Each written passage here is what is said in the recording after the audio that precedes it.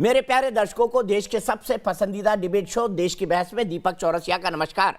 कन्याकुमारी से क्षीर भवानी तक, कोटेश्वर से कामाख्या तक, लक्षद्वीप से लेह तक जो सबसे बड़ा मुद्दा होता है उसमें हम आपकी राय जानकर चुनते हैं देश की बहस का विषय। बहस की दशा और दिशा भी आपके माध्यम से तय होती है। साथ ही शो में आप और हमारे एक्सपर्ट पैनल मंच को साझा करते हैं और देश में हो रही सबसे बड़ी हलचल पर बेबाकी से अपनी बात रखते हैं। तो आइए शुरू करें देश की बहस माननीय जनता और मेहमानों के साथ।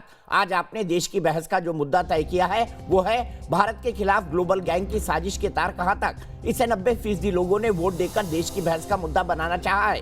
किसान आंदोलन के बहाने भारत विरोधी एजेंडे की टूल किट का पर्दाफाश हो चुका है। आज दिल्ली पुलिस ने भारत विरोधी उसी टूल किट वाली साजिश पर बड़ा खुलासा किया। रिहाना, ग्रेटा थनबर्ग, मियां खलीफा समेत तमाम ग्लोबल चेहरे ट्विटर पर कूद पड़े थे। वो महज इत्तेफाक नहीं बल्कि सोची समझी प्लानिंग के तहत भारत के खिलाफ प्रोपेगेंडा फैला रहे थे। आपको बता दें कि भारत की सुरक्षा एजेंसियों के रडार पर जो टूल किट आई है उसे ग्रेटा थनबर्ग ने अपने ट्विटर अकाउंट पर शेयर किया था।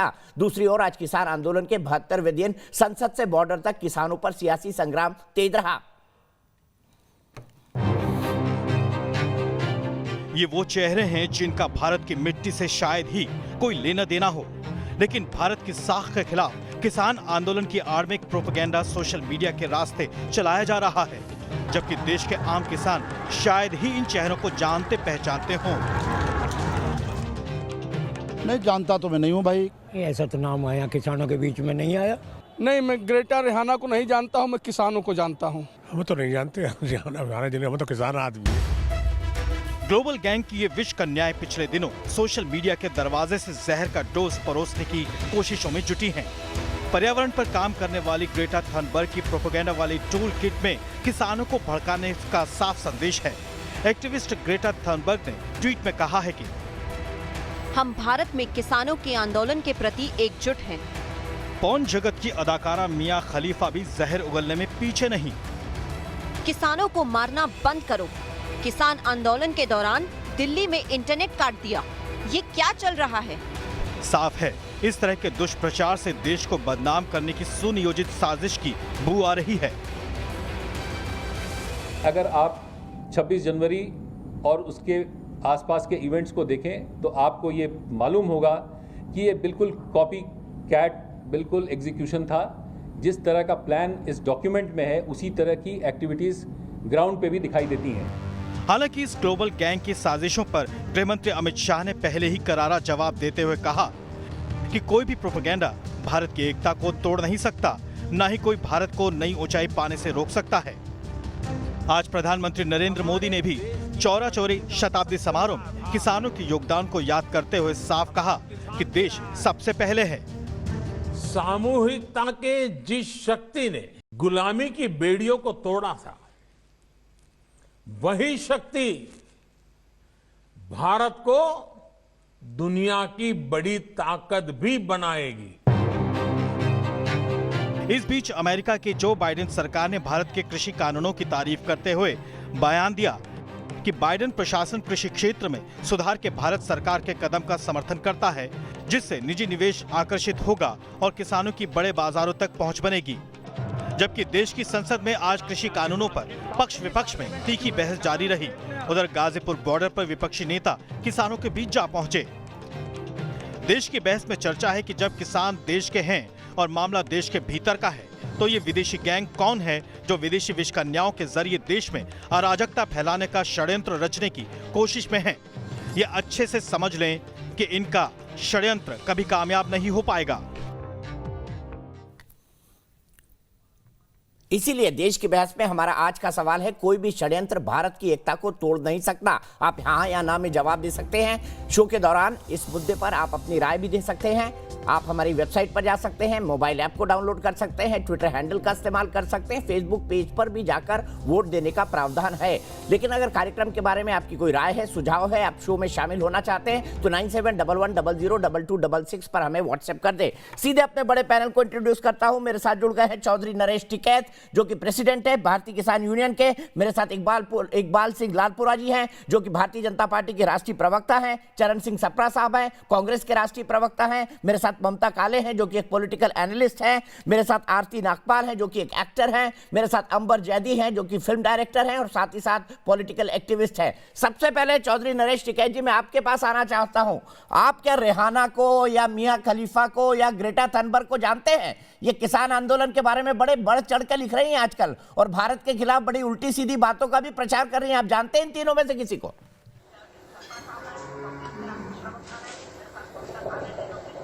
मैं जानते जी कौन है।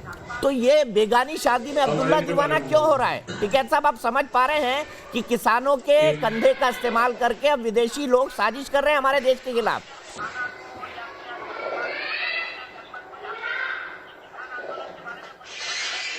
नहीं, क्या साजिश है? देश को बदनाम करने की। लग रहा है हमारे खिलाफ बोल रहे हैं, हमारे माफिक में बोल रहे हैं। नहीं, देश क्यों बदनाम हो? देश कोई बदनामी का काम हो रहा होगा देश में, इस तरह तो देश बदनाम हो रहा, तो ऐसी तो कोई बात नहीं। देश के बाहर जो देश की बात है वो बाहर क्यों जाने दे रही है? फिर आजकल तो पूरी सब कुछ इंटरनेट पे है, मोबाइल फोन पे पूरी दुनिया सिमट गई है। हम दोनों पे आप जो नरेश टिकैत साहब, आप जो मुजफ्फरनगर में करते हैं उसको कनाडा के टोरंटो में भी बैठ के आदमी लाइव देख रहा होता है।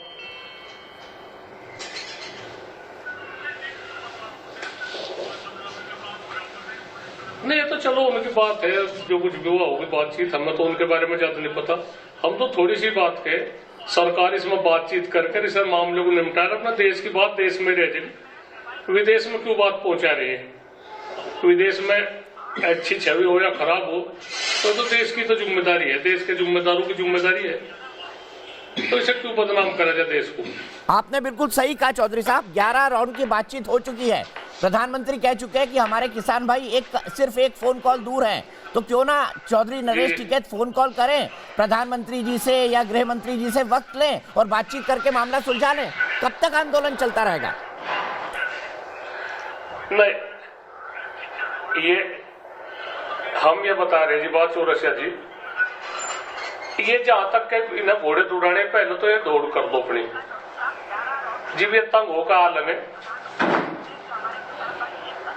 ये जब ये वार्ता के मूड में आ जाएंगे तो वार्ता कर दो, वार्ता हो जाएगी। ये भी तो ये अच्छे उसमें नहीं आ रहे। हम यही बात कह रहे, पहले तो ये देख लो इस सरकार में चल किसकी रही, कौन जिम्मेदार है, किसे हम कहे। इस सरकार में भी जिम्मेदारी आदमी तो काफी है, उनकी भी तो कहीं राह लीजिए। उन्हें क्यों बगल गिर रखा? उन्हें क्यों बगल हटा रखा? ऐसी बात नहीं। हम चलो भाजपा वालों पर छोड़ देंगे, भाजपा के नेताओं पर छोड़ देंगे, पर उन पर भी तक क्या है ताकि बोल रहे हैं, उन्हें बोलने का मौका दिया जाए, उन्हें आजादी दी जाए, पूरी उन्हें आजादी दी जाए, वे खुल कर कहे वे फैसला करवा देंगे।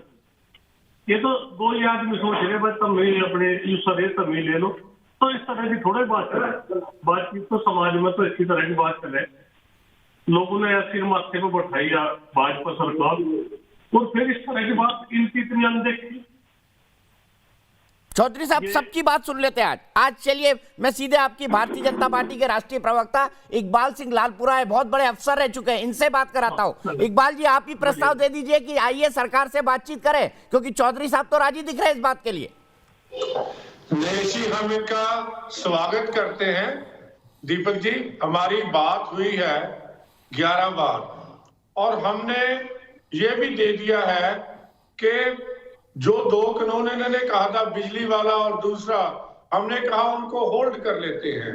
ये जो कानून है ये तो कानून एग्जिस्ट ही नहीं करते अब, क्योंकि सुप्रीम कोर्ट ने स्टे दिया गया है और उसके बाद भी हम कहते हैं 1.5 साल और उसको आगे रखते हैं, कमेटी बन जाए, बैठ के किसानों के साथ जो बात हल होगी उसको हम किसानी को प्रमोट करने के लिए काम करेंगे।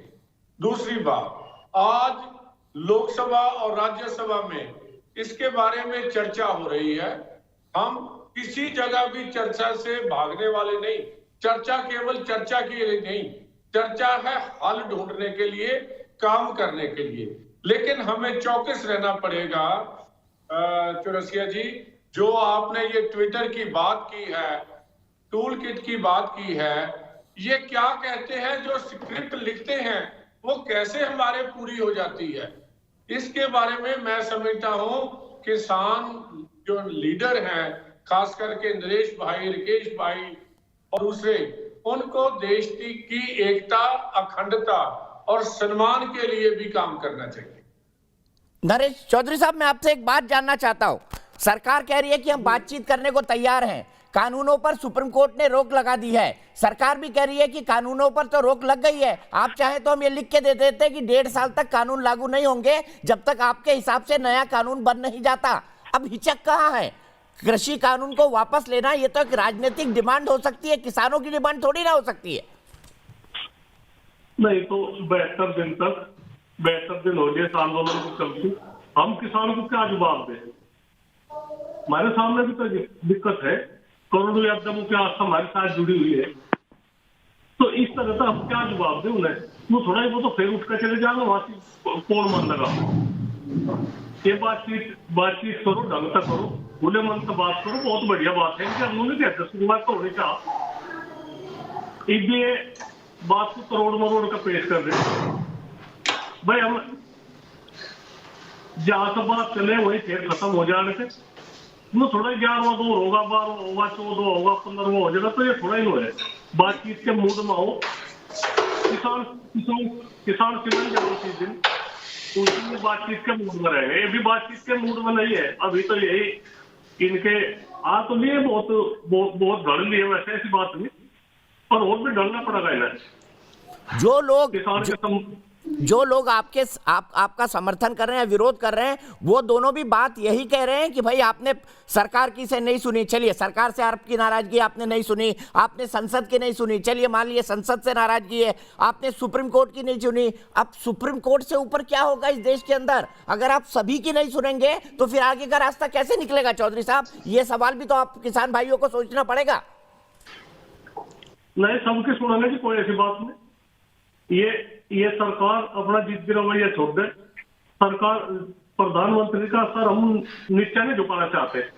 प्रधानमंत्री खुले मन तक उनको भाई ठीक है, हम किसानों के साथ। सर, प्रधानमंत्री ने तो खुले ही मन से कहा ना कि आप सिर्फ एक टेलीफोन कॉल दूर हैं, आप मिलाइए फोन। मुझे पक्का विश्वास है कि चौधरी साहब की बात पर, मैं आपको नंबर दे देता हूं प्रधानमंत्री जी का, मिलाइए उनको फोन। चौधरी साहब की बात सुनकर प्रधानमंत्री खुद बोलेंगे कि चलिए कल से बातचीत शुरू करते हैं। नहीं, प्रधानमंत्री जी को हम भी अपना नंबर दे दें, एक बार मिस कॉल मारे तो मार दो, हमें भी थोड़ा सा हो जाएगा। प्रधानमंत्री ने इच्छा जाहिर करी बातचीत करने की, तो इसमें कोई वो जिद क्यों करे? हमें बहुत फोन करे, फोन में वे मिस कॉल मार दो, कुछ ना बोलो, हम उस मिस कॉल को उठा लेंगे और बातचीत हो जाएगी, शुरुआत हो जाएगी बातचीत की। कॉल उठा लेंगे और बातचीत हो जाएगी, शुरुआत हो जाएगी बातचीत की। तो इकबाल सिंह जी, एक औपचारिक प्रस्ताव क्यों नहीं आप पहुंचवा देते सरकार की तरफ से? चौधरी नरेश टिकैत को दीपक जी, हमारा औपचारिक प्रस्ताव दिया जा चुका है। एक बेनती थी कि आप इसको पढ़ लीजिए, देख लीजिए। अब इसके साथ कोई नई चीज लानी है तो जब आप कहोगे हम बातचीत के लिए तैयार हैं। और बात का ये फैसला कर ले चौधरी नरेश जी कि इन चीजों पे हम मसला हल करना चाहते हैं तो बात हो जाएगी। बात को कौन लग रहा है? बात तो हम विरोधी दल से भी कर रहे हैं, पार्लियामेंट में भी बात कर रहे हैं। हमने कब रोका है बात से तो हम भागते नहीं हैं। बताइए चौधरी साहब, क्या बोलेंगे, क्या कहेंगे इकबाल सिंह जी को? वो आपको टेलीविजन चैनल पर ही बातचीत का प्रस्ताव दे रहे हैं, बताइए। हम यही कह रहे, इकबाल जी बहुत अच्छे आदमी, हम उनकी बुराई नहीं करते, पर इसमें ये अगर खुले मन से इकबाल सिंह भी ये सोच लगे भाई बिल्कुल खुले मन से बात हो रही, ये हम फिर भी बतावे ये दबाव में है, ये दबाव में है जो ये मोदी जी के और अमित शाह जी के दबाव में है। जितने बुलवाऊंगे इतने बोलने नहीं, इन्हें नहीं अधिकार है बोलने का। ये इनकी मजबूरी है, ये सरकार के सामने नहीं बोल सकते। ये बात ही बात मिला रहे हैं, ये सच्चे अपने सच्चे मन से कर लो, बातचीत हो जाएगी। क्यों नहीं दे रहे राजनाथ? पूरे देश के लोग ये बोल रहे हैं किसान भाई जिद पर आ गए हैं। अब नहीं, जिद पर तो सरकार है, हम क्यों जिद पाते? हमारे वहां से एक तारबंदी कर दी, कील ठुकवा दी, वहां से क्या क्या क्या साबित करना चाह रहे हैं? एक ये तो बताओ क्या साबित करना चाह रहे हैं? सर ये ट्रैक्टर अगर पुलिस वालों पर चढ़ाएंगे तो क्या करेंगे बेचारे पुलिस वाले भी? ये भी तो सोचिए ना। आप तो 26 जनवरी को ट्रैक्टर चला रहे थे उन पे आगे रॉड लगाकर, सबने देखी वो तस्वीरें। अरे एक तो बताओ, इन्होंने पुलिस वाले भी बिल्कुल ऐसे करा, ठेका में कुछ करना ही नहीं। एक आदमी वहां से चला, वो झंडा भी फहरा दिया, फिर चला भी गया, उस पर इनाम बोल दिया 1 लाख रुपए का। वो इंडिया 2-4 दिन में उसकी वहां देख लो बातचीत, सिद्धू एनकाउंटर में मारा गया। वो पोल खोलने के लिए अगर इनकी पोल खोल लगा उसे, उसको पहले मार देंगे उसे। हमें ये भी तो दिख रही, अगर इनकी पोल 25 साल वो खोल लगा तो उसे ही मार देंगे, वो सब फेलू की नोई भी रह जाएगी। चले ठीक है, शुरुआत करते हैं बहस की। चौधरी साहब बहुत बहुत शुक्रिया आप जुड़े, आपने हमसे बातचीत की। हम हाथ जोड़ के देश की तरफ से आपको यही विनती करते हैं कि भाई चौधरी साहब आप बातचीत करें, मामले का हल निकालें। इंटरनेट बंद है दिल्ली में, बच्चे क्रॉस नहीं कर पा रहे हैं, बच्चे पढ़ाई नहीं कर पा रहे हैं, जरा उनका भी ख्याल रखिए। अब आप सीधे मैं बहस पर आता हूँ और शुरुआत करता हूँ अंबर जैदी से। अंबर जैदी, मियाँ खलीफा, रिहाना, ग्रेटा थनबर्ग, ये लोग कहां से कूद गए भारतीय किसानों के बीच, जिन्हें शायद पंजाब का पी और एग्रीकल्चर का ए नहीं आता होगा, जिन्हें ये नहीं पता होगा टमाटर पेड़ पे लगता है या झाड़ पे। इस सवाल का जवाब तो ग्रेटा ने खुद ही अपनी ट्वीट में, जिस टूल किट का उन्होंने खुद शेयर कर दिया पब्लिकली और कुछ समय बाद डिलीट भी हो गया, इसका पूरा जवाब उन्होंने खुद दुनिया भर के सामने रख दिया है कि वो किस तरीके से इस इशू को जान पाई हैं। और पूरे 15 दिन का उसमें प्लान था कि किस तरीके से ट्वीट करनी है और किसको नाम के साथ लिखा हुआ था कि किसको किस तरीके की ट्वीट करनी है और किस ऑर्गेनाइजेशन का इसके पीछे हाथ है। तो ये सवाल तो पूरी दुनिया के सामने है और मैं तो इनफैक्ट हम सबको, पूरे देश को शुक्रगुजार होना चाहिए ग्रेटा थनबर्ग का कि जो लोग कह रहे थे कि हमारे किसानों को खालिस्तानी बोला जा रहा है, आज उन सब के सामने ये सवाल एकदम सारी चीज़ जगजाहिर हो चुकी है कि ये देश विरोधी, पूरी तरीके से देश विरोधी आंदोलन है। इसको किसानों के नाम पर पूरे देश के खिलाफ एक प्रोपेगेंडा चलाया जा रहा है, वो पूरी तरीके से जाहिर हो चुका है। ग्रेटा थनबर्ग हो या रिहाना हो या फिर मियाँ खलीफा हो, ये इतने बड़े विद्वान लोग जिनको पूरे दुनिया में हो रही नाइंसाफियों का और जो मानवाधिकार का उल्लंघन हो रहा है होता है, उसकी इतनी फिक्र होती है। स्वीडन में 2020 में ही कितने सारे हमले हुए आतंकवादी, ग्रेटा थनबर्ग ने कोई उस पर आपत्ति नहीं जताई। चाइना में क्या क्या होता है उइगर मुस्लिम के साथ, उस पर किसी को कोई फिक्र नहीं है। पाकिस्तान में वहां पर जो भी अल्पसंख्यक हैं या उनकी छोटी छोटी बच्चों को उठाकर अगवा करके उनकी जबरदस्ती उनको रेप करके उनकी शादी करा दी जाती है, धर्म परिवर्तन करा दिया जाता है, उसकी फिक्र नहीं है इन तीनों महिलाओं को। अचानक से इतना प्रेम उनको किसानों के लिए उमड़ आया। तो ये पूरी वो देश विरोधी ताकतें हैं जो सिर्फ चाइना और पाकिस्तानी नहीं और लोगों को बेनकाब करते हैं कि कौन कौन भारत के दुश्मन कहां कहां बैठे हुए हैं। और रेहाना का गुरमीत सिंह जी के साथ क्या रिलेशन है वो सब देख सकते हैं, ट्विटर पे वो एक दूसरे को फॉलो करते हैं और वो काफी करीबी माने जाते हैं। तो सारी चीजें सबके सामने जाहिर हो चुकी हैं कि इसके पीछे किनका हाथ है और किस तरीके से अचानक से सब एक के बाद एक लगातार ट्वीट आ जाती है और सब कहते हैं कि किसानों के साथ नाइंसाफी हो रही है। बिल्कुल सही। इसी बात को अंबर, इसी बात को चरण सिंह सापरा साहब के पास ले चलते हैं। सापरा साहब, इस मामले में तो आपको सरकार के साथ खड़े हो जाना चाहिए कि अंतर्राष्ट्रीय स्तर पर भारत की छवि कोई नहीं खराब कर सकता। नहीं, देखिए दीपक जी, हम बिल्कुल सरकार के साथ में खड़े हैं इस विषय के अंदर। आपको पता है कि कांग्रेस पार्टी ने ये समर्थन नहीं किया है, ये हमारा आंतरिक मामला है और कांग्रेस पार्टी ने यही कहा है कि आंतरिक मामले पर किसी भी विदेशी को बोलने की कोई ज़रूरत नहीं है। लेकिन आप देखिए कि ये मौका क्यों आया है। 72 दिनों से ये आंदोलन चल रहा है, सरकार इसको संजीदगी से नहीं देख रही है। दूसरी बात कि इसको लटकाने और भटकाने का कार्य 72 दिनों से चल रहा है। आपने दिल्ली के बॉर्डर पर किलेबंदी की और कीलबंदी भी की है। आप कील ठोक करके इस आंदोलन को सील करना चाहते थे, लेकिन ये आंदोलन संसद से सड़क और सड़क से लेकर के 7 समुंदर पार तक ये पहुंच गया है, ये मीडिया के जरिए से गया है। इसमें कांग्रेस पार्टी कभी भी विदेशी जो बोल रहे हैं उनका समर्थन नहीं करती है। लेकिन एक बात देखिए, जब कोई विदेशी नरेंद्र मोदी के हक में बोलता है तो कहा जाता है कि डंका बज रहा है, और जब कोई विरोध में बोलता है तो उसको इंटरनल मैटर या आंतरिक मामला कहा जाता है। तो कहीं ना कहीं सरकार के लोगों को ये दोगलापन छोड़ना पड़ेगा। किसानों का ये आंदोलन जो है इसको सीरियसली लेना पड़ेगा, इसके ऊपर कोई मार्ग निकालना पड़ेगा। आप इस तरह से लटकाने भटकाने का काम करेंगे, आप मात्र उद्योगपतियों के पोषण के लिए अन्नदाताओं का शोषण करेंगे, तो इस तरह से जनता को ये एक्सेप्टेबल नहीं होगा। ममता काले जी, लटका और भटका रही है सरकार।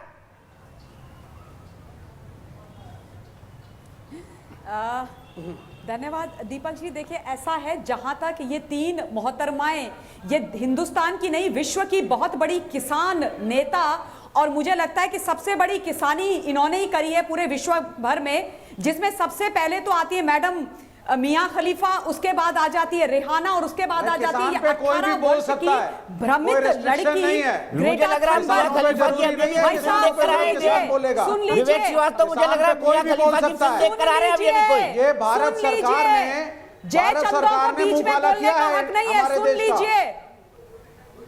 ये हमारी सरकार जो है ना, ये देश का भट्टा बिठाएगी। पहले बोलकर आप अपनी बात सरकार नहीं पहले पहुंचे, अबकी बार ट्रम्प सरकार किसानों के समर्थन नहीं है देश का, ट्रम्प सरकार हार गई।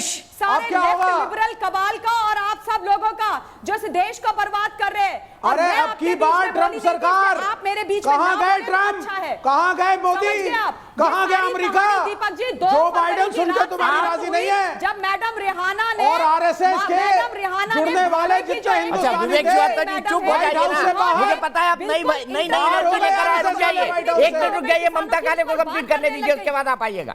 फिर मैं आरती जी के पास भी चलूंगा, आरती जी भी खामोश है शुरू से। ममता जी कंक्लूड करिए, फिर कोई लॉजिकल बात बोल नहीं रही है असल में, तो मैं वैल्यू एडिशन कर रहा हूं।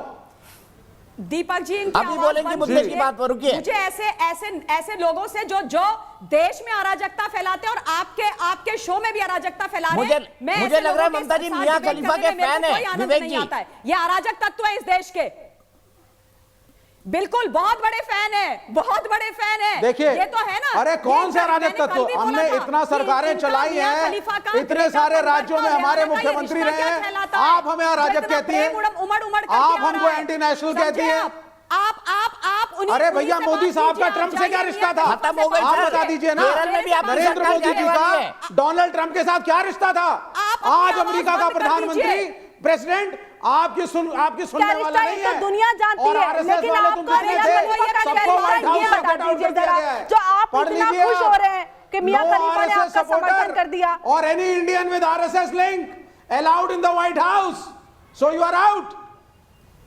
आप खुश हो जाइए ना, you are allowed in the White House. कब जाएंगे बताइए, you are allowed in the White House, कब जाएंगे विवेक श्रीवास्तव, कब जाएंगे आप मियां खलीफा से मिलने?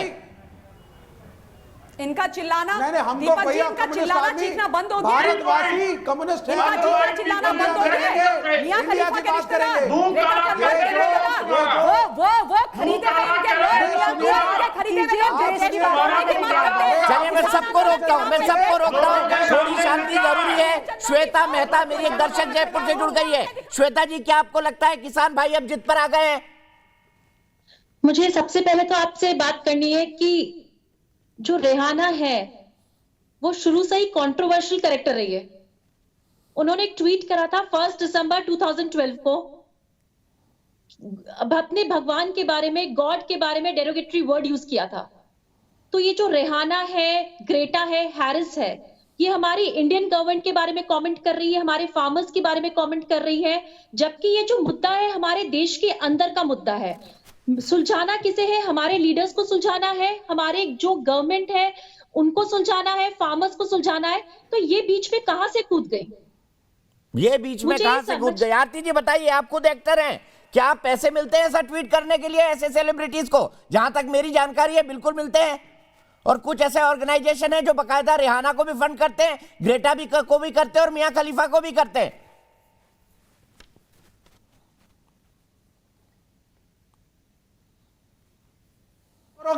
दुनिया उंगली उठाएगी तो बोलो कि एक्टर्स को पैसे, बहुत सारे एक्टर्स को पैसे दिए जाते हैं, और मैं इसके बारे में कोई भी चीज को मना नहीं करूंगी। मैंने कैन आई टॉक प्लीज? अच्छा बोलिए प्लीज। मैंने आपको सबको शांति से सुना है, लेट मी फिनिश प्लीज। धन्यवाद। जो एक्टर्स को पैसे दिए जाते हैं यहाँ पर पूरा का पूरा सोशल मीडिया मार्केटिंग ही होता है। सोशल मीडिया को मार्केट की तरह ही यूज किया जा रहा है। ऑफिशियली कोई भी चैनल हो, कोई भी जगह हो, किसी भी चीज को प्रमोट करना, पहले पोस्टर्स लगते थे, अभी सोशल मीडिया पर पोस्टर्स लगते हैं। तो ये जो कुछ भी सारे ट्वीट्स हुए हैं, सारे एक्टर्स के, पॉप स्टार्स के और ये ग्रेटा थनबर्ग के, उसकी जो टूल किट पूरी डिस्क्लोज हुई है और हम लोग सब लोगों ने सब कुछ जाना है उसके बारे में, अभी अंबर ने ही बताया। तो how the thing is being disclosed we all know, पहली बात। और दूसरी बात, हमारे प्राइम मिनिस्टर का मुंह काला या हमारे चीजों का मुंह काला, ये सब बातें करने के बदले किसानों के बारे में बात करने का मुद्दा साइड में छोड़कर बाकी सारी बातें की जा रही है। फार्म बिल में क्या गलत है, मुझे सिर्फ ये जानना है। फार्म बिल के अंदर प्रॉब्लम क्या है, मुझे ये जानना है। जहां तक मेरी जानकारी है, फार्म बिल किसानों के अगेंस्ट में नहीं है। जब फार्म बिल किसानों के अगेंस्ट में नहीं है, मंडी बंद करने की बात नहीं की जा रही है, जब किसानों की सारी जो भी उनकी नेसेसिटीज हैं उनको पूरा किया जा रहा है, उनके बारे में सोचा जा रहा है और सारे के सारे प्रॉब्लम्स और मुद्दे मिल बैठ के घर के अंदर सॉल्व किए जा सकते हैं। खुश नहीं आज हमारे घर के अंदर कोई भी लड़ाई होती है तो हमारे बड़े बुजुर्ग साथ में मिलकर बैठकर समझाते हैं ना, कि बाहर लेके जाते हैं घर के मुद्दे को, पड़ोसियों के पास जाके बोलेंगे कि मेरी बेटी ये कर रही, मेरा बेटा ये कर रहा है। तो आपके हिसाब से अगर बाहर वाले आप बहुत बोल रहे हैं, आप आरती के बीच में बोल रहे हैं, मुझे एक सवाल का जवाब दे दीजिए। आप ये 3 ट्वीट होने से बहुत खुश हैं क्या? आप मियां खलीफा के डायन फैन हैं क्या? आप क्यों खुश हैं इन 3 ट्वीट से? आप मियां खलीफा की कोई फिल्म देख कर आ रहे हैं क्या? एक सवाल मेरा ये, गीता गोपीदास उन औरतों को जिनको कोई भी इस बारे में जानकारी नहीं है, वो इस बारे में ट्वीट कर रही है हमारे देश के बारे में। मैं खुश नहीं हूँ, आपको लेकिन ये मोदी साहब बिल में प्रॉब्लम क्या है, मुझे बता दीजिए। मुझे उससे चिंता है। To understand what is the problem with the farm bill. देश का मुंह काला करवा रहे हैं। सिंघू बॉर्डर पे 5 फुट की कंक्रीट की दीवार, लोहे के स्पाइक्स, कि फार्मर दिल्ली में आ ना सके। अच्छा, विवेक श्रीवास्तव जी, विवेक श्रीवास्तव जी को आपने सामने करा। इकबाल जी, फार्म बिल पर विवेक श्रीवास्तव से पूछ लीजिए कितनी जानकारी है इनकी। इकबाल सिंह लालपुरा जी पूछिए, विवेक श्रीवास्तव सामने कौन सा क्लॉज पूछना चाहते हैं, बताइए। लाल किले के ऊपर ये क्यों हुआ? पैसे लेकर शोर मचाने के लिए आता है। हाँ, कभी पढ़े भी इकबाल जी सुनिए, पाकिस्तान का इकबाल जी सुनिए, पाकिस्तान का एजेंट है। इकबाल जी सुनिए, जैसे अरे तू उनका एजेंट है। ओए अपनी औकात में रहे, पाकिस्तान का एजेंट। इज्जत से बात कर रहा हूँ, इज्जत से बात करो, मैं भी इज्जत से बात करो। अरे मोदी की बैटिंग करने, दलाली करने चले आते हो। शाउट मत करो, बात करनी है, इंटेलेक्चुअली बात करो। तुम्हारे कृषि मंत्री ने बोला है कि प्राइवेट बायर को फोर्स नहीं कर सकते हैं एमएसपी पे परचेज करने के लिए। तुम बताओ सच है या झूठ? You talk to me intellectually, you bloody illiterate fellow, you talk to me intellectually. पहले इंटेलेक्चुअली बात करना सीखो, बिल बिना पढ़े मोदी की बैटिंग करने बैठ जाते हो। कृषि मंत्री ने कहा है, मेरे प्रश्न का first answer my question, first answer my question. Agriculture minister ने कहा है प्राइवेट प्लेयर को सरकार फोर्स नहीं कर सकती एमएसपी पे खरीदने के लिए। ना तूने पढ़ा है ना यू जस्ट कीप क्वाइट, तुम्हारे पास आंसर नहीं है, आंसर नहीं है। डिबेट में बिना पढ़े आते हो या हल्ला मचाते हो। ठीक है, अंजलि आरती ने जो सवाल पूछा है उसी सवाल को मैं चरण सिंह सप्रा साहब के पास ले चलता हूँ। चरण सिंह सप्रा जी बताइए, आरती जी ने बड़ा लेजिटिमेट सवाल पूछा है कि फार्म बिल में गलत क्या है, बताइए। आप भी यही करना चाहते थे, आरती जी जानना चाहती है गलत क्या है। चरण सिंह सप्रा और आरती जी, मैं बताता हूँ गलत क्या है। अब फिर भी बोल दिया बीच में, जब गलत पूछा जा रहा था तो आप मोदी जी पर ज्ञान दे रहे थे। चरण सिंह सप्रा साहब, जानना चाहती हूँ, बताइए। मैंने एमएसपी रिटर्न में दो ना, आपकी वजह से एमएसपी जनता पे कानून बनाओ। एक मिनट, मैं किसी के बीच में बोलता नहीं, कोई कृपया करके मेरे बीच में बोले नहीं। कृषि मंत्री का स्टेटमेंट है। अच्छा एक मिनट, विवेक श्रीवास्तव जी थोड़ी देर आप ठंडा पानी पीजिए, अपनी वाणी को थोड़ा विराम दीजिए, गला खराब हो जाएगा। चरण सिंह सप्रा और आरती जी ये समझ रही है कि जितने किसान, ठीक है ठीक है ठीक है, जितने किसान आज दिल्ली बॉर्डर पर बैठे हैं, लाखों किसान, जो चाहे वो पंजाब के, हरियाणा के हैं या उत्तर प्रदेश के हैं या उत्तराखंड के हैं या महाराष्ट्र के हैं, क्या ये सारे किसान बेवकूफ हैं? क्या ये कानून नहीं समझ रहे हैं? आपको आरती जी ये भी एक बता दूं छोटी सी बात, आज तो किसान जो है वो अपने लिए भी आंदोलन कर रहा है, हमारे आपके लिए भी कर रहा है। जो एसेंशियल कमोडिटीज एक्ट है ना, उसमें स्टोरेज कैपेसिटी की लिमिट उठा दी है सरकार ने। तो ये जितने उद्योगपति हैं या जितने ट्रेडर हैं बड़े, ये इतना माल स्टोर करेंगे सस्ते में अगेंस्ट नहीं और उसकी फिर होड़ लगेगी। जब उसकी किल्लत होगी तो उसको महंगे में बेचा जाएगा। तो जो गेहूं, चावल, दाल और घी, तेल आपको मिलता है ना, वो महंगा मिलेगा आपको। तो ये किसान अपने लिए नहीं लड़ रहा, ये किसान आपके और हमारे लिए भी लड़ रहा है। तो अपनी आंखें खोलिए। तो उसी तरह का तर्क है कि चाची की मूछे होते तो मैं उसे चाचा कहता। ये होगा तो ये हो जाएगा, वो होगा तो वो हो जाएगा। हाइपोथेसिस पे कैसे चल सकते हैं? ये एसेंशियल कमोडिटीज एक्ट, आप ये पढ़िए जो अमेंडमेंट अभी हुआ है, जो 3 काले कानून का एक हिस्सा है, उसमें ये लिखा हुआ है स्टोरेज कैपेसिटी पर लिमिट उठा दी है। मैं यहाँ पर ममता काले जी को लेकर आना चाहता हूँ। ममता काले जी, क्या जो चरण सिंह सापरा जी बोल रहे हैं उसमें कोई तथ्य है? आप पढ़ के बोलो section 3। You can read out section 3। बिल्कुल मैंने पढ़ के बोला है। आपने स्टोरेज कैपेसिटी की लिमिट उठा दी है। थोड़ा शांति। सिर्फ ममता काले जी की आवाज, फिर इकबाल सिंह लालपुरा और चरण सिंह सापरा साहब आमने सामने होंगे। ममता काले जी। जी धन्यवाद दीपक जी। दीपक जी, कुछ थोड़ी सी तथ्य मैं रखना चाहती हूँ। ये जो तमाम तमाशा जो खड़ा हुआ है, ये जो इंटरनेशनल सो कॉल्ड सेलिब्रिटीज, भगवान जाने कैसे सेलिब्रिटीज हैं, ये कूदे हैं 2 तारीख की रात से, जब रिहाना ने एक ट्वीट कर दिया उनके फेवर में कि भैया इंटरनेट कैसे कटा। अब ये किसान लोग हैं, इनकी खेती इंटरनेट पे चलती है, इसलिए इनको दिल में दर्द हो गया यूएस में बैठ करके। उसके बाद ये रिट्वीट्स होने लगे, ग्रेटा थनबर्ग ने कर दिया, मियां खलीफा ने कर दिया, और उसके बाद देखिए आईएमएफ की जो चीफ इकोनॉमिस्ट हैं गीता गोपीनाथ जी, उन्होंने बोला कि फार्म लॉ से किसानों की आय में वृद्धि होगी। उसके बारे में किसी ने कुछ नहीं बोला, उसके बारे में बिल्कुल जिप अप, दही जम गई। लेकिन रेहाना ने जब ट्वीट किया तो सारे के सारे उछलने लगे, हाय हाय रेहाना बोली, रेहाना कितनी बड़ी किसान है। मतलब गीता गोपीनाथ बोले तो उनको क्या इकोनॉमी का और किसानों का पता, लेकिन रेहाना को सब कुछ पता है। ये देखिए आपकी पहली इनकी रेहाना से ज्यादा मियां खलीफा को भी पता है। एक सिंगर है जो 3 तारीख के दिन के 1:30 बजे तक, मियां खलीफा को भी पता है, बिल्कुल, वो तो उनसे भी बड़ी किसान है, उनकी किसानी तो पूरी इंटरनेट पे चलती है दीपक जी।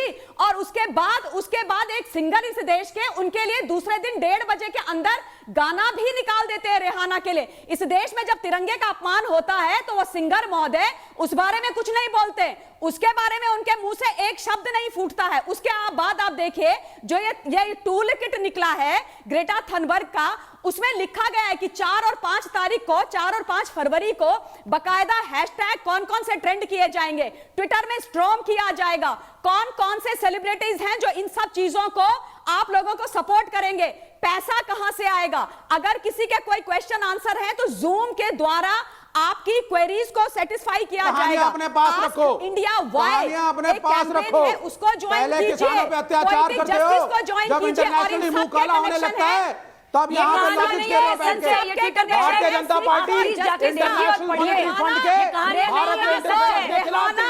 आज आप चाहते हैं कि आईएमएफ देश में इंटरफेयर करे, भेजे अगर सभी सेलिब्रिटीज के द्वारा तो सनी देओल को कितने पैसे दिए जो है रेहाना के द्वारा फॉलो होते हैं, सनी देओल को भी पैसे दिए क्या?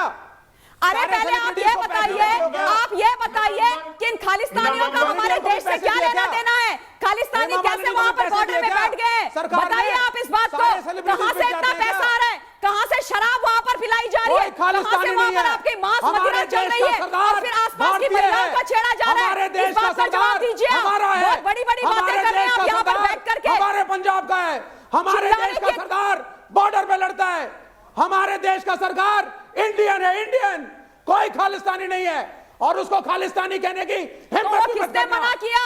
इस देश का सपूत है, इस देश का सरदार, और तुम्हारे नरेंद्र मोदी के गलत नैरेटिव से कुछ होने वाला नहीं है। समझे? इस देश का सिर्फ हमारा सम्मान है, ये फालतू की बात है यहाँ मत करो। लेकिन पन्नू जो सिख फॉर जस्टिस वाला है वो खालिस्तानी दिया जा रहा है, देश को बेचना है। हमारे देश में 26 जनवरी के दिन तिरंगे के ऊपर पैर क्यों कुचला गया? ये डिवाइड एंड रूल मत करो यहाँ पर। हमारे देश में 26 जनवरी के दिन लाल किले पर तिरंगे के ऊपर पैर क्यों रखा गया? किसानों के खिलाफ, किसानों को तुम पानी नहीं दे रहे हो, किसानों की बिजली काटते हो। आपके पास में इसका क्या किसानों सबूत के है? सामने 5 फुट की कंक्रीट की दीवार, आपके पास में इसका क्या सबूत और है? किसानों के सामने स्पाइक्स लगा रहे हो सिंगू बॉर्डर पर। संविधान का ये अत्याचार कर रहे हो तुम किसानों के खिलाफ। इस देश के अन्नदाता को बदनाम करते हो और शर्म सीधे इकबाल सिंह लालपुरा पर चलूंगा। इकबाल सिंह जी, क्या सरकार किसानों का अपमान कर रही है? विवेक श्रीवास्तव का आरोप है कि सरकार किसानों का अपमान कर रही है। विवेक जी, आप ही का सवाल पूछ रहा हूँ इकबाल सिंह लालपुरा जी से। हम किसान हैं, किसानों के साथी हैं, किसानों की इज्जत करते हैं, सरदार हैं, सरदारों की इज्जत करते हैं, सरदार देशभक्त हैं। और हमारा किसी एंटी नेशनल जत्थेबंदी से कोई संबंध नहीं है। हम भारत के इज्जत, एकता, अखंडता के लिए सरदारों ने जाने दी है, आगे भी देंगे। लेकिन जो हमारे साथ 1984 में दिल्ली में हुआ है और जो श्री अकाल तख्त को तहरीरी किया गया है, ये भी हम कभी भूलने वाले नहीं है। और अब भी ये चाहते थे कि 26 जनवरी को वही हो और मोदी सरकार बदनाम हो। ये इनकी एक बहुत बड़ी साजिश थी जिसमें ये लोग भी शामिल थे। अरे ऐसा कुछ चरण सिंह जाफरा साहब, आप भी शामिल थे क्या पॉलिटिकल पार्टी के तौर पर? 26 जनवरी को जो कुछ हुआ साजिश में चरण सिंह जाफरा को लाया जाए और टूल किट में 1984 का भी जिक्र है। चरण सिंह जाफरा साहब। दीपक जी, मैं चंद लाइनों में इसका उत्तर दे देता हूं कि वो क्या जाने गेहूं की फसल जो उगाते हैं, कील की फसल उगा करके ये किसानों के रास्ते में खड़ी करते हैं, किसानों को बदनाम करना चाहते हैं। मुझे सख्त आपत्ति है वो महिला जो बोल रही थी कि बॉर्डर पर नॉनवेज खाया जा रहा है, खिलाया जा रहा है और दारू पिलाई जा रही है। ऐसी आपत्तिजनक टिप्पणी आपके चैनल पर किसानों के खिलाफ हो रही है। ये किसान भूमि पुत्र है, अन्नदाता है। ये किसान जब अन्न उगाता है तभी आप अन्न खाते हो। इसी किसान के घर का एक व्यक्ति जवान भी है, वो सरहद पर लड़ता है। आपको पता होना चाहिए कि ये जब पंजाब लड़ रहा था हमारी आजादी की लड़ाई, तब जितने फांसी पर चढ़े हैं उसमें से सबसे ज्यादा सिख थे। और आजादी के बाद भी सिखों के योगदान को आप इस तरह से नकार नहीं सकते।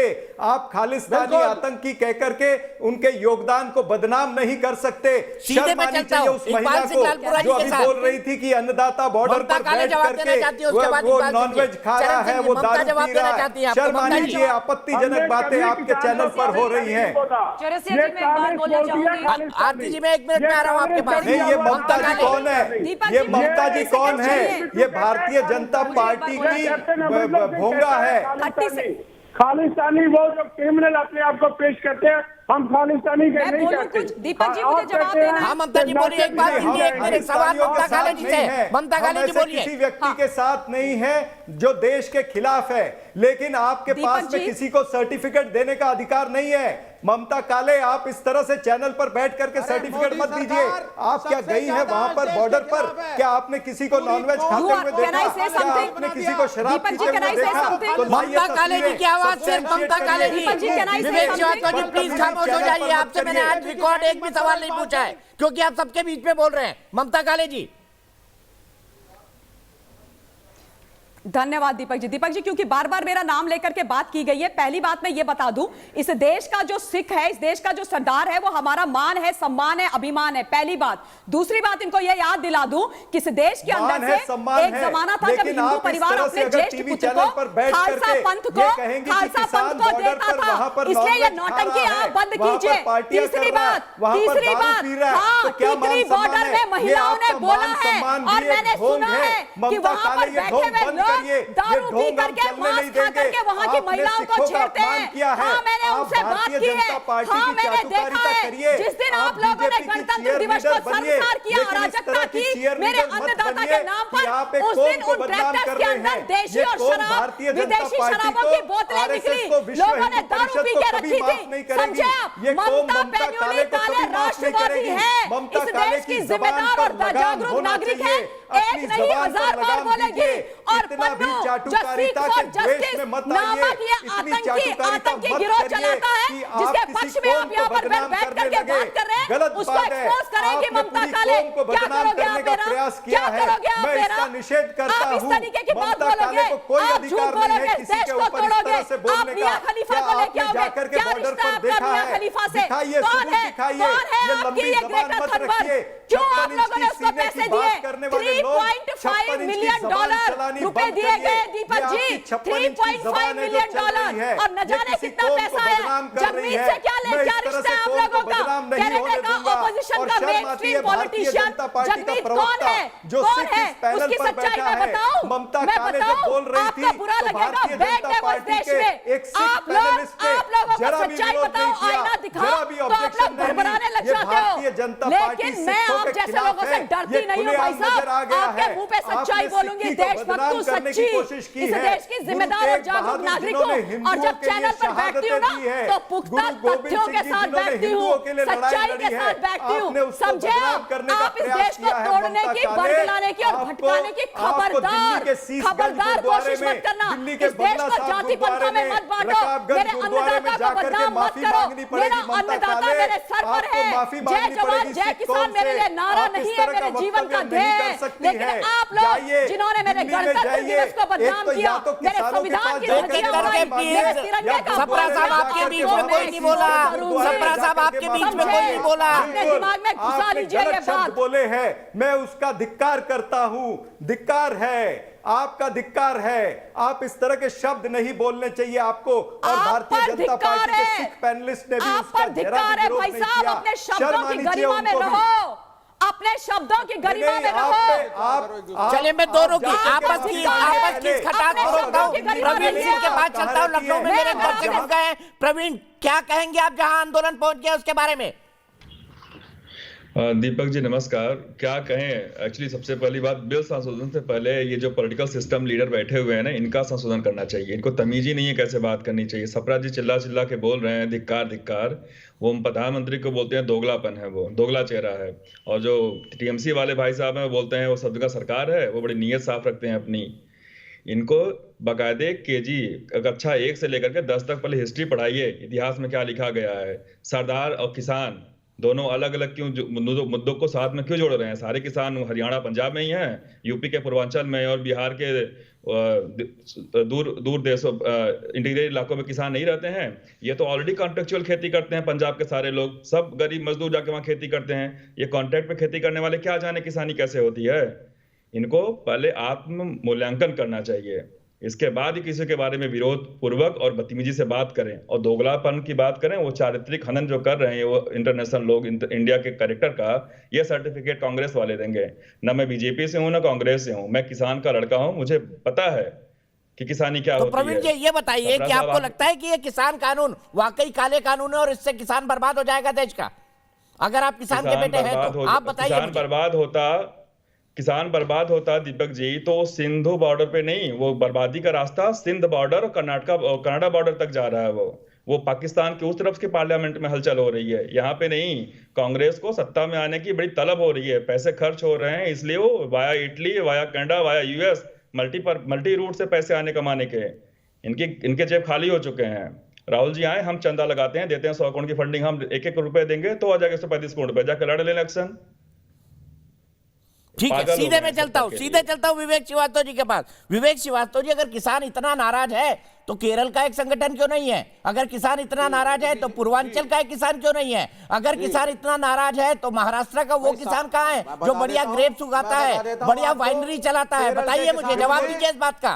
क्या जवाब है इसका? बिल्कुल है। दीपक चौरसिया जी, आपके चैनल में शायद कवर किया होगा, महाराष्ट्र के किसान ने मुंबई के अंदर पिछले 10 दिन पहले यहाँ पर 50,000 किसान नासिक, नागपुर से, औरंगाबाद से चल करके मुंबई आया था। पहली चीज है, चैनल ऐसे ये ममता काले जी, क्या महाराष्ट्र ये देशभक्त नहीं मोदी भक्त है। देशभक्त और मोदी भक्त में फर्क होता है, पहले इसको समझिए। यहां मोदी भक्ति नहीं चलेगी। हाँ, देशभक्ति की बात करनी है करो, मोदी भक्ति की बातें मत करो। के भक्त हैं, किसानों की भक्ति करो। मियां खलीफा के भक्त हैं, रोटी खाते हो, मियां खलीफा के भक्त हैं।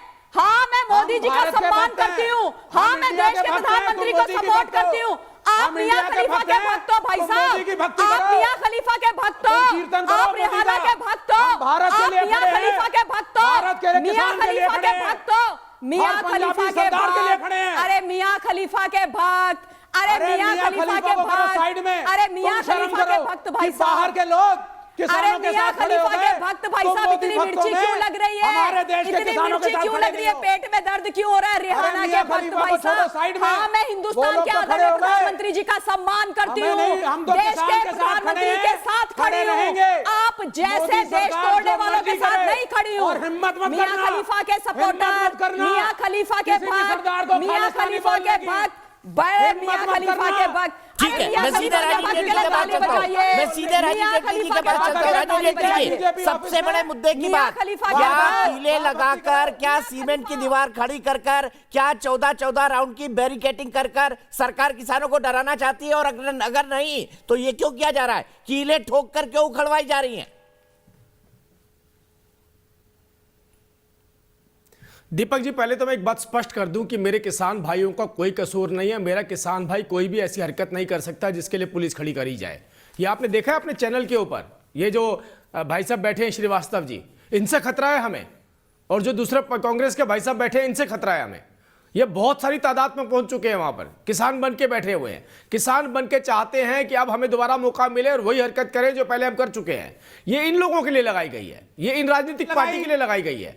ये राजनीतिक पार्टी के लोग मेरे किसानों को कहीं बदनाम ना कर दे, मेरे किसानों को बदनाम ना करें दोबारा से उपद्रव करके। मीडिया के चैनल ने दिखाया है सिंगू बॉर्डर पे पानी नहीं पहुंचा दिल्ली की तरफ से, तुम मुझे सिखा रहे हो। ये कौन बोल रहा है? से पानी लाना पड़ा है दीपक जी, मैं जब छोटा बच्चा था, मैं स्कूल जाता था, सुनिए, अरे सुनिए भाई साहब, और बारिश, अरे श्रीवास्तव जी सुनिए, और 5 मैं जब स्कूल जाता था, छोटा बच्चा था, तो मैं रिक्शे में जाता था और रिक्शे में देखता था कुछ लोग फैक्ट्रियों के बाहर खड़े होते थे, उनके पास लाल झंडे होते थे, और हमारे देखते देखते हम देखते थे वो कंपनी बंद हो जाती, ताला लग जाता था। हम पूछते थे ये क्या हुआ, वो बोलते थे लाल झंडे वाले आए, फैक्ट्री बंद करवा के चले गए। ये लोग तो सारी जिंदगी रोजगार छीनने वाले रहे, ये रोजगार देने वाले नहीं है। ये वहां पर भी पहुंच गए। देखिए आप किसानों के बीच में पार्लियामेंट में ये अकेले व्यक्ति थे, ये अकेली पार्टी थी जो कहती थी एपीएमसी की मंडियां खत्म होनी चाहिए। थोड़ी तो शर्म करो, अरे श्रीवास्तव जी थोड़ी तो शर्म करो, पूछा करो पार्लियामेंट में क्या बोलते हो और यहाँ आके क्या बात रखते हो। पार्लियामेंट में खिलाफत करते रहे, खिलाफत करते रहे एपीएमसी मंडियों की, और आज चैनल कर्नाटक के छोड़ बचा रहे हैं। बताइए। अच्छा थोड़ी शांति, मैं दोनों को रिक्वेस्ट कर रहा हूँ, मुझे पता है लाल झंडों ने कितनी फैक्ट्री बंद कराई है, बट मैं 1 मिनट के लिए रुक रहा हूँ। मुझे सुरेश अग्रवाल के पास इंदौर चलना है। सुरेश अग्रवाल जी क्या कहेंगे जहां आंदोलन पहुंच गया उस पर आप? नहीं, ऐसा है, आंदोलन तो काफी आज 70 दिन से अधिक हो गया है, और इसका सरकार और किसान भाइयों और संघर्ष समिति को बैठ के निराकरण करना चाहिए, क्योंकि ये काफी लंबा आंदोलन हुआ है। ये जरूर है कि एमएससी की गारंटी का जो इशू है वो सबसे महत्वपूर्ण है। हम अगर 20 साल के इतिहास में देखें तो एमएससी की हमको सख्त जरूरत है ताकि किसान को उसका लाभ मिले। और आंदोलन ये कब तक चलेगा? किसान भाई आज सड़कों पे ठंड में बैठे हैं, तो मैं माननीय प्रधानमंत्री जी से अपील करूंगा कि दोनों पक्ष बैठकर निराकरण करें और रास्ता निकाले ताकि ये आंदोलन जल्द से जल्द खत्म हो। और आज जो इतने समय से आंदोलन चला है उसमें सरकार का भी नुकसान है, जनता का भी नुकसान है और किसान का भी नुकसान है। हमको देश में सबसे अधिक काम करने, सबसे अधिक खेती को मुनाफे का धंधा बनाना, इसलिए किसान की बात पर गंभीरता से विचार करना चाहिए। पिछले 20 सालों में जो किसानों के समर्थन मूल्य बढ़े हैं उसके अनुपात खर्चे भी बढ़े हैं, कीटनाशक भी बढ़ा है, डीजल भी बढ़ा है। तो हमको इस प्रकार की व्यवस्था देनी पड़ेगी कि किसान और उसका परिवार और उसके बच्चे और वहां मजदूर काम करने वालों को तनख्वाह जितना पैसा मिले। आज किसान, चलिए बहुत बहुत शुक्रिया सुरेश जी, आपने अपनी बात कही। एक ब्रेक के लिए रुक रहा हूं, नए सिरे से बात करूंगा, नए सिरे से आऊंगा अंतर्राष्ट्रीय विष कन्याओं पर, कि जहां पर कुछ भी गड़बड़ होती है इन लोगों के नाम क्यों सामने आते हैं। ब्रेक के बाद